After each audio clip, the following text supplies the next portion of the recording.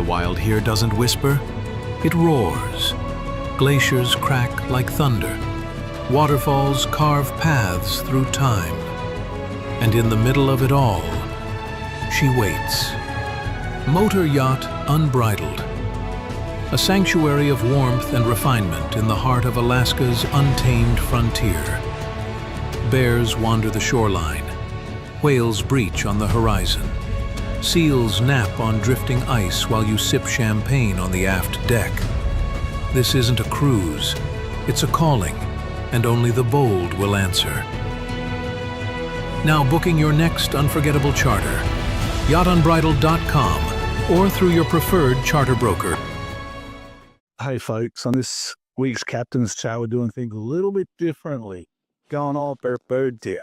We're going with Alaska Luxury Tours. They have a fleet, 4 of these Marquis vessels.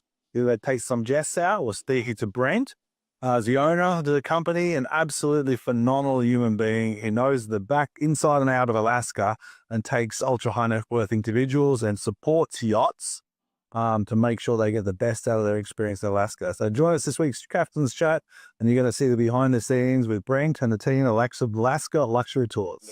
How cool. It's a perfect boat for up here. So yeah, that's... What year is she? 2014. She looks beautiful though. Pristine. Huh? D11s. Talk about comfortable though. D11s. Yeah, D11s, IPS, so they get pods. Right. Who draws it for you? Travis. Or Most everybody does, eh? or me. Yeah. Nice. I bring it back and forth between Seattle each year. Yeah.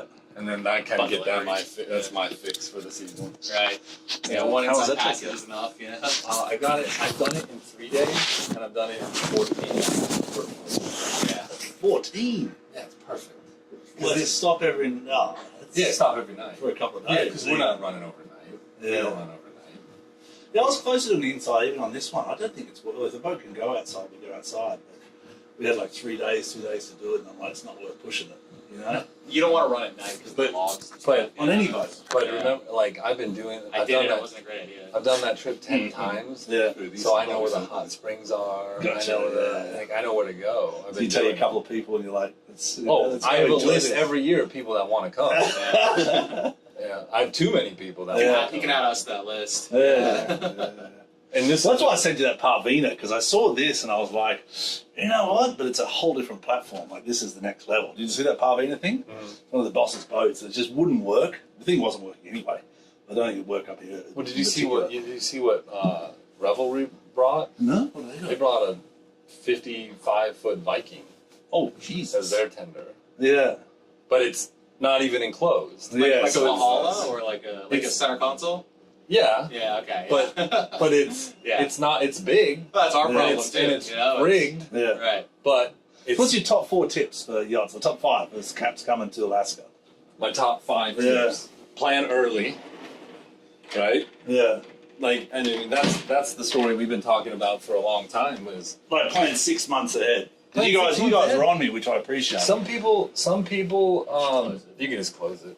Some people book a year in advance, you know? Yeah. That I told you about that program, Infinity. They started talking with us in August of last year. Wow. And we had them dialed, and then they decided not to come back from down south. Japan.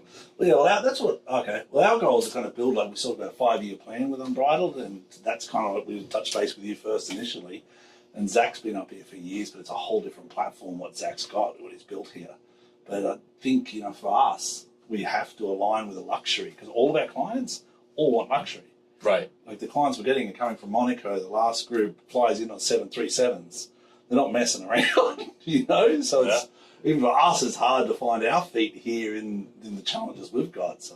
Well, and I think one of the biggest things is you don't know what you don't know. Yeah, 100%. Right?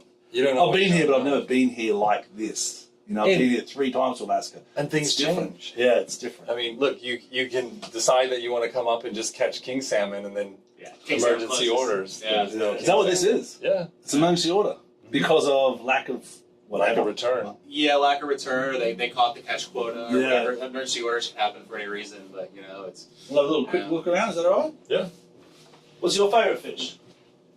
I like the silvers. I like the coho. Me too. And they come in a couple of weeks. Yeah, well, there's just so many more of them as well. Yeah, instead of catching 2 or 3 fish a day and having an awesome day, like you can let it out in Coho And they you fight get hard 8. and they're You fun. get 8 a day. Yeah, And sometimes they raise it, yeah. 10 or 12 a day. We got a couple trips coming up. We like to Eastern Baranoff, where we do some good Coho fishing. You know, next few weeks here. 6 or 7 comfortably. Yeah, 6 easily. There's There's awesome. 2 heads. There's Yeah. when you go in the master, there's a full head and shower. One sweet there. thing. Yeah. Yeah. This is a perfect platform. For what? And it just kind of happened by accident. Smoking We were doing chase boats with our with one of our smaller marquees. Yeah. And then when Pushing the limits of it. well, Mangusta just wanted to wake surf. Oh. That's what they wanted it for. They brought a surfing coach, Yeah, and sweet. that's what they just wanted to wake surf with it. And then when the guests left, then they still had a few days, and the crew just wanted to wake surf. But how? What I don't get here with the permits, like, how is this boat not got a Glacier Bay permit? Like, that's what you got to buy in advance. They allow them every 10 years, Gotcha. and they change. The rules change, and we haven't been able to get it. Trust me. Yeah, Like, I'm sure you are. I mean, our halibut quota permit was 80,000. Yeah. You know, it's not like, but you can't just go buy them. You have to buy a company that has one Yeah. in order to get it. Yeah.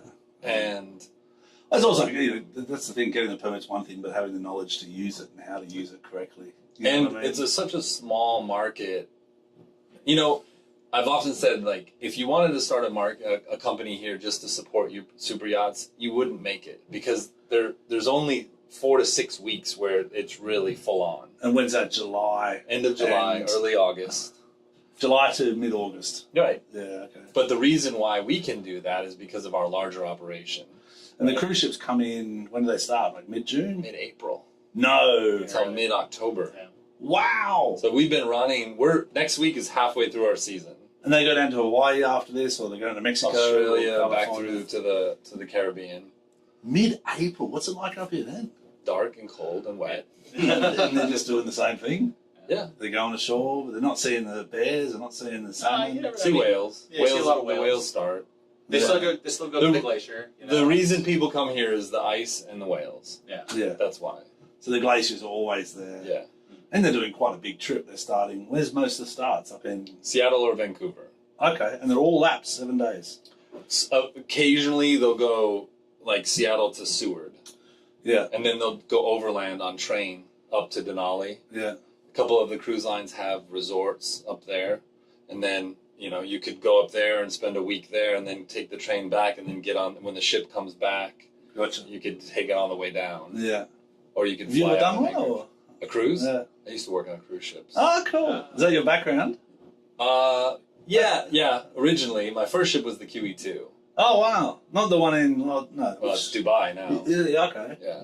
So I grew up in Arizona, and I got this job on a cruise ship, and I told my dad, I got a ship on some ship called the QE2. He goes, "That's the most famous ship Yeah, in the world." I go, 100%.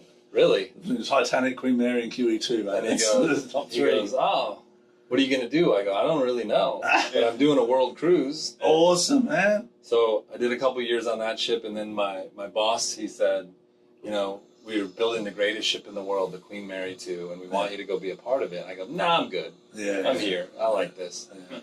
QE2 was built in 1967. I didn't have the perspective to know that it was a real piece of work. Yeah. Like, it was old and tired. Yeah.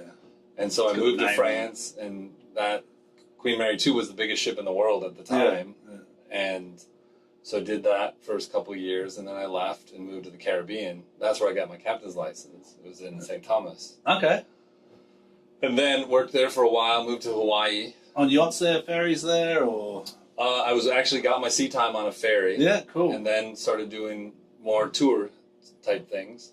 It's a good area. Like, even now, we did a trip there, charter last, I think, December. We did a charter there for 10 days. It was awesome. I ran USVIs, BVIs. Yeah, I No, ran a no. water taxi in the BVI for a few years, so that's Yeah. how I kind of learned this market. Gotcha. And then moved to Hawaii, where I learned about the whale game. Yeah. And then I came here, and my first year here was 2017. And I started this company in 2018. Oh, nice. Wow. I came up here, and I was just kind of shocked at, like, why is nobody doing anything nice. Like all you have to do is walk through this harbor. Yeah. You stand out. Like I look at the top of them, yep, they're the boats. Yeah. 1, 2, 3, 4, they're different, you know. So that's how it all sort of happened, and then this has grown from there. Apparently, people like nice things. Yeah, 100%. Yeah. Well, I don't think it's well managed and you market it well. I think they do. You know what I mean? People when we first pulled up to the fuel dock, people laughed at us. What are you gonna do with those shiny boats? Yeah. You know. And then you're still here years later, and you're like, well, this is what I'm doing. Yeah. They must love this area. Yeah. So this, check this out. I don't like back there too. Oh wow! Open up the barbecue. Watch the whales. You can fillet the fish right there. You got a live well for your crab that you catch that you pull up in your crab pot. Yeah, cool. This is a dream boat for up here, isn't it? What type of clients do you usually get? Well, I mean, these are the clients for this, because the guests are only. This is a day boat for the guests. Yeah. But we can This house. is an upgrade from the Hans Explorer. We can house ourselves, right? And so we got a washer and dryer. Yeah. We're not taking on from your berths and your crew. Yeah. We can It's an add-on. self-facilitate here. The guests, this is an extension. So we take your guests to go do things, you go reposition. Yeah. We can get so much more out of your week by using this. This can cruise at 30 knots. So we pick up your guests, you go, and then you take off, Yeah. and then we'll be back for lunch. Or you send us to, and you can serve lunch here. It's a dream. It's a dream scenario. And then, and we just figured out how to do it and do it well. When we can get involved in the planning and the whole deal, right? Oh, cool, man. And what's the future? You see more yachts coming up here? It's not getting less. That's The true. secret's out. I think during COVID, we were in conversations with Dreamboat really early in March of that year, and they go, well, we don't know if we're going to come. And I said, listen, if you want to come, this is the year to come, because there's docks. Yeah. You can, wherever you want, you can get anything. And so they came, and the yachts that came, we didn't have COVID restrictions. We didn't have COVID here. So things were just the same, but calmer. Because you had big yachts coming in. Mm-hmm. Yeah. And then they got everything that they wanted. Yeah. And that, I think, was really a pivotal point, because we had a lot of yachts come during COVID, because it was easy for them to come here. There was no restriction. They are isolated anyway. Yeah. They're out for 7 days. And so from that point on, we've only got more and more. Because word travels, right? Yeah. You get one owner. There was a small club of NFL owners, and one came, and next year we had 3. Yeah. Right? Yeah, and so they connect. Yeah, There's they easy connect. contact up there. Right. Who's coming? Mm-hmm. Oh, he was here last year. So then next thing you know, we had 3 different big 100-meter plus. Yeah, you don't have to answer that, but how do you find the employees? Like even yachts, we have challenges with crew, but you've got to really change your. The people here are not probably used to dealing with the high net worth individuals. You got Travis, obviously. Yeah, we have a 96% return rate for our team. Wow. Because Season after season. yeah, a lot of them are just seasonal. They chase the whales. They follow the whales here, and then they go to Hawaii to watch the whales in the winter. Mostly Americans, obviously. They're all Americans. Yeah, and so that's how that's how we get them. And then tips are better when it's quality and that's not quantity. Yeah. We're not just putting 100 people on a boat and lecturing about a whale and then. And do they have most of your team? Do they have a little bit of a background because they love whales? Do they have a bit of a presentation for the whales, or do they give the clients the whole thing? We've been doing this for long enough that we grow people.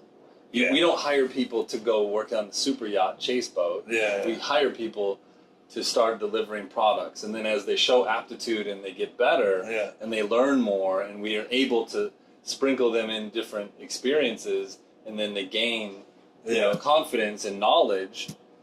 That's how we grow them into the position to be able to do. That's very interesting with ecosystems. I walk down the docks and Someone got off an old boat, no disrespect, it was just an old fishing charter boat. The guests were not happy, I could tell.